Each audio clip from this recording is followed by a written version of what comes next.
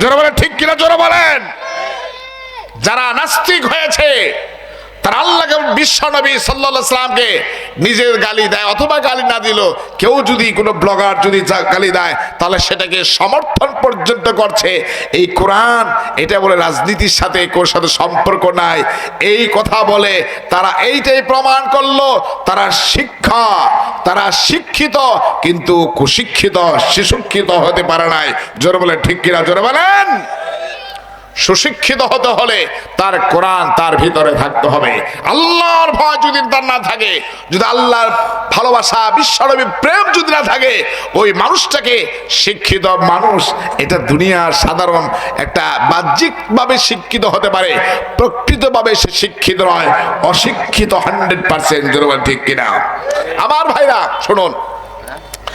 আরেকটা হচ্ছে, আমার সাথে মোবাইল রয়েছে, এই মোবাইলটা আরেকটা মোবাইলের সাথে দেখবেন, একটা এখান থেকে যদি একটা পিকচার অথবা কোনো লেটার যদি থাকে, এটাকে আরেকটা ইয়ের মধ্যে আপনার মোবাইলের ভিতরে আমরা কি যে শেয়ারের মাধ্যমে অথবা ব্লুটুথের মাধ্যমে চলে যায়, তা যদি একটা মানুষ যদি আবিষ্কার করে, তা যদি হতে পারে, মহান আল্লাহ রাব্বুল আলামিন হযরত জিবরিল আলাইহিস সালাতু ওয়াস সালামকে কোরআনে হাফেজ বানাইছে আগে, এরপরে বিশ্বনবীর সিনার ভিতরে নিয়ে একটু চাপ দিছে, চাপ দেওয়ার সাথে সাথে ওই ফ্লেক্স ইয়ের মতো, ব্লুটুথের মতো এরকম ভাবে জিবরিলের সিনা থেকে বিশ্বনবীর সিনাতে আল্লাহ কুদরতি ভাবে ঢুকাই দিয়েছিলেন। জোরে বলেন সুবহানাল্লাহ। এবার মুখস্থ শুরু করছে কিভাবে, ইকরা বিসমি রাব্বিকাল্লাযী খালাক, ইকরা বিসমি রাব্বিকাল্লাযী খালাক। দেখেন, আচ্ছা, এই যখন পড়া শুরু করছে তখন আল্লাহ পাক আবার আয়াত নাযিল করছেন। আমার ভাইরা, বিশ্বনবী যখন কোরআনে কারীম মুখস্থ করার জন্য বারবার চেষ্টা করছেন, জিহ্বা লড়াচ্ছেন, তখন আয়াত নাযিল হয়, লা তুহাররিক বিহি লিসানাকা লিতাআজালা বিহি ইন্না আলাইনা জামআহু ওয়া কুরআনা। জোরে বলেন আল্লাহু আকবার। আপনাদের খিদা লাগছে নাকি? আমি কিন্তু খাই নাই, না খাইছি, আমি খাম বহুত পরে, আমার ওয়াজ আছে বড় একটা। আমি সারাদিন একটা প্রোগ্রাম ছিল, সারাদিন, তারপরেও কষ্ট করছি আমি, তারপরেও কষ্ট করছি। আপনাদের ইমানের শক্তি আরো বেড়ে যাক, জোরে বলেন আমিন। ইমানের শক্তি বৃদ্ধি কার কারা একটু দেখবো আমরা, তাকবীর দিবে, লিল্লাহে তাকবীর। কোরআনের আয়াত যখন শুনবেন আল্লাহু আকবার বলবেন। বাতিল ফেরকা যারা বুঝে যে না, এখানে অসংখ্য শ্রোতা রয়েছে এবং যেগুলো রয়েছে প্রত্যেকটাই 100% পূর্ণাঙ্গ ইমানদার রয়েছে, জোরে বলেন আল্লাহু আকবার। আমার ভাইরা শুনুন, এবার মুখস্থ করছেন ইকরা বিসমি রাব্বিকাল্লাযী খালাক। এবার আসুন দেখেন আমি কি বললাম, ইকরা এই যে লড়ে মানুষের পুরা মাথা থেকে পা পর্যন্ত যত অঙ্গ প্রত্যঙ্গ আছে, তার মধ্যে নাভিটা মাঝখানে আল্লাহ দিয়েছেন। মাঝখানে কেন দিয়েছেন এটার অর্থ এবং তার ব্যাখ্যা আমি যদি দিতে চাই আমাকে আরো 1 ঘন্টা সময় দিতে হবে, আরো দিন বলবো যদি বেঁচে থাকি। আর আপনারা যদি আবার শুনতে চান, আর না শুনলে আমি মুখস্থ করছি আমার কাম। এবার আসুন, নাভির মাঝখানে কেন দিয়েছেন। এবার নাভির উপরে এক অংশ, নিচের এক অংশ। এবার কোরআন শরীফ পড়তে গেলে এইভাবে পড়ে। দেখেন হেফজখানা আপনারা গেছেন, হেফজখানা গেছেন কারা? সবাই গেছেন না? যারা যান নাই তারা একটু কালকে পরশু হেফজখানা একটু যাইবেন তো ইনশাআল্লাহ। যদি জানো একটু বৈশা থাকেন তো বলা গেছে আল্লাহ হাফেজ হয়ে পেরে নেয়, হেফজখানায় বৈশা বসে একটু দেখছিলাম, আল্লাহ এই হাফেজের সাথে তুমি আল্লাহ তুমি জান্নাত দিয়ে দিও, আল্লাহ দিয়ে দিব। কম আছে না আল্লাহ, মানতা সাব্বাহ কওমিন ফামিনহু, যার সাথে যার ভালোবাসা তাহার সাথে হাসর হয়ে যাবে। সুবহানাল্লাহ। সুরের লোক সম্পর্ক করে সুরও যাবো আপনি হয়ে যাবেন, বুঝলেন না? সন্ত্রাসীর সাথে ছেলে সন্ত্রাসীর সাথে যাবেন, একজন আলেমের সাথে ছেলে আপনি আলেমের স্বভাব আপনার ভিতরে ঢুকে যাবে, ঠিক কিনা? হ্যাঁ। এবার উনি এই যে নাভির উপরের অংশটা ঝুলে কেন দেখেন, হেফজখানা পরে এইভাবে বিসমিল্লাহির রহমানির রহিম আলহামদুলিল্লাহি রাব্বিল আলামিন আর রহমানির রহিম, এই যে ঝুলতেছে। আমি আবার স্কুলেও পড়ছি, সারদাগঞ্জ, আমার বাড়ি তো শ্রীপুর, সারদাগঞ্জ স্কুল ছিল, এই এলাকায় স্কুল ছিল না, ওই সময় পড়ছে ছোটবেলা। তো ওই সময় আমরা পড়তাম, পড়া বাসায় মুখস্থ করতাম। কেমনে? ওই যে পড়াইতো, হাট্টিমা টিম টিম তারা মাঠে পারে ডিম তারা, তাদের খাড়া দুইটা শিং। আমি তো ওইসব বুঝি না, পড়ছি মুখস্থ করি নাই, পরে গিয়ে সে বাংলা ভালো অর্থ গিয়া দেখি অর্থ মিলাই পারি না। কিন্তু কোরআনের সব অর্থ আমি মিলাইছি, কিন্তু এটা অর্থ মিলে না। জোরে বলেন ঠিক কিনা? জোরে বলেন। সম্মানের ভাই আমার, সেদিন আমি বলছিলাম এদিন পড়তে সব আমার যখন মুখস্থ করতে যাই তখন এইভাবে ঝুলে না, এটা আমার নয়, সব ছাত্র দেখছি এভাবে হাট্টিমা টিম টিম তারা মাঠে পরে ডিম তাদের খারা দুইটা শিং। দেখি পাও লড়ে, মানে যত ইংরেজি পড়েন আর বাংলা পড়েন, আমি খারাপ কই না, কিন্তু লড়ে, পাও লড়ে, পাও লড়ে, কিন্তু এবার কেউ পড়ে না হাট্টিমা টিম টিম তারা মাঠে। এই অবস্থা নাই আর জীবনে দেখবেনও না। শুধুমাত্র মানুষের মাথার এই অংশটা, উপর অংশটা কোরআন পড়ার সময় এক লাই কেউ কল লাগে না, অনিচ্ছাকৃত ভাবে চলতে থাকে। সুবহানাল্লাহ বলবেন না? এটার কারণটা আমি এখন সময় তো দিতে পারবো না, আমি একটু বুঝাইছি। মানুষের নাভির উপরে অংশ আর নিচের অংশটা মধ্যে কি থাকে আর উপরের অংশ কি থাকে দেখেন। চিংড়ি মাছ চিনেন তো? আচ্ছা, আমাকে দেশে কয়লো ইসা মাছ, একবার খাস বাংলা হয়ে দিলাম, বুঝলেন না? ইসা মাছ, চিংড়ি কয় সবাই, বুঝলাম। আচ্ছা, চিংড়ি মাছের ধরবার গেছেন কিনা? আগে আমাদের যে নিচা জায়গার মধ্যে এই বর্ষায় পানি আসতো, ওই সময় চিংড়ি মাছ মারতাম ঠেলা জালি দিয়া। চিংড়ি মাছ দিলে যদি লাভ দিত, বলুন তো দেখি, চিংড়ি মাছ লাভ দিলে সামনে যায় নাকি পিছনে যায়? বাহ, আপনি তো সাংঘাতিক, খালি ওয়াজ বুঝেন না, আপনি তো মাছ মারছেন। ভালো, এরকম শ্রোতাইতে চাইছিলাম, আসলে সময় পাইলাম না আজকে। তাহলে চিংড়ি মাছ লাভ দিয়ে পিছনে যায়, সামনে যায় না? না, সব মাছ সামনে যায়, চিংড়ি জীবনও সামনে যায় পারে না, সব লাভ দিয়ে পিছে যায়, ঠিক কিনা ধরে কম? আচ্ছা, চিংড়ি মাছের পায়খানা বুঝেন তো? গু। আচ্ছা, চিংড়ি মাছের পায়খানা এটা কোন জায়গা থেকে, পেটে নাকি মাথায়? দেখছেন নি?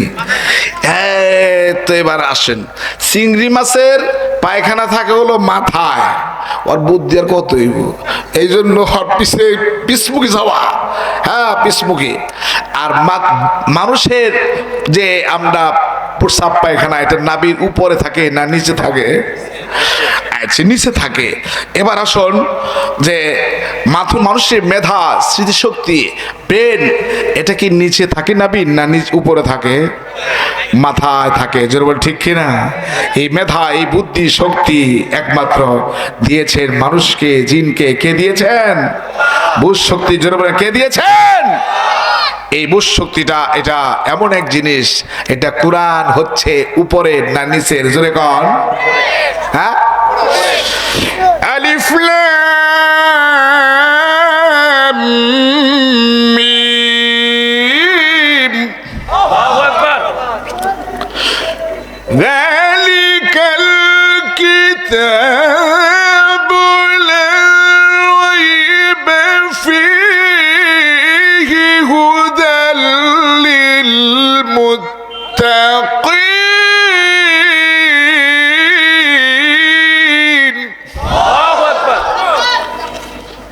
এটা কোন সূরার মধ্যে আছে? সূরা বাকারা। আপনার কর্তৃপক্ষ যারা আছেন তাদেরকে অনুরোধ করো, আপনার বক্তা নিয়ে আসেন। আমার টাইম দিয়েছিল শেষ, আমি চলে যাবো এক্ষুনি। আপনার বক্তা নিয়ে আসেন। ও আছে, হুজুর আছে, মাশাআল্লাহ, তো আছেই। তাহলে এক্ষুনি শেষ হবো, এই কথাটা শেষ করছি। আমার ভাই, আল্লাহ রাব্বুল আলামিন সূরা বাকারার ভিতরে বলছেন আলিফ লাম মিম, এগুলো অর্থ একমাত্র আল্লাহই জানেন। আল্লাহু আলাম বিমুরাদি বিযালিক। সাইকুল হাদিস, সামনে কথা বলছি, আন্তাজে কোনো কথা বলে না, বলি না আমরা। এগুলোর তর্জমা একমাত্র কে জানেন? জোরে বলে কে জানেন? কথা বুঝেন না আপনারা? আল্লাহু আলাম বিমুরাদি বিযালিক, এগুলো অর্থ এবং ভেদ সম্পূর্ণ জ্ঞান একমাত্র আল্লাহই জানেন। সুবহানাল্লাহ বলেন। এখন আমরা কিছু লোক দিছি 6 মাস ধরে গোসল করেন না, না হয় না, ওই যে আমরা গোসল করি না। 6 মাস ধরে গোসল না করতে করতে চুলের ভিতরে ঢুকে গেছে গেল ওই দুলে, দাড়িতে দুলে গেছে মুছে, এত বড় বড় মুছ, চুল গেছে জট বাইন্দা। এখন কি করব, খাইব কি চিন্তা করছে। এখন বন্ড ছাড়া আর কোনো উপায় নাই। এখন মাজার মাজারে ঘোরা, নিজেকে ফকির দাবি করে বিভিন্ন জায়গায় মেলা শুরু করছে। জোরে কোন ঠিক কিনা? জোরে ওরা কয় কি হুজুররা বুঝে না, এগুলো আমরা বুঝি, এগুলো অর্থ আমরা জানি, হুজুররাই বলে জানে না। নাউজুবিল্লাহ। উত্তর দেয়া পারলাম না, দারুণ উত্তর আসলে আমার কাছে। যাক, সময় নাই, এতটুকু বলছি। 3 মিনিটের ভিতরে শেষ করবো আমি, 3-4 মিনিট। তাহলে আল্লাহ পাক বলছে যালিকাল কিতাব, ওটা ওই কিতাব যেই কোরআনের মধ্যে কোনো ভুল নাই, সন্দেহ নাই, সন্দেহের অবকাশ নাই। সুবহানাল্লাহ। চ্যালেঞ্জ করেছেন, সন্দেহ নাই, অবকাশ নেই। এই কোরআন, এই কোরআন না ওই কোরআন, এই কোরআন না হাদা না ওই, সেই লৌহে মাহফুজ। বাল হুয়া কুরআনুম মাজিদুম ফি লাউহিম মাহফুজ। ওটা তো লৌহে মাহফুজ আল্লাহ সংরক্ষণ করেছেন। সুবহানাল্লাহ। এটা সন্দেহ আছে? সন্দেহ করছিল, আল্লাহ আবার চ্যালেঞ্জ করেছেন। এই আয়াত করে আমি শেষ করব।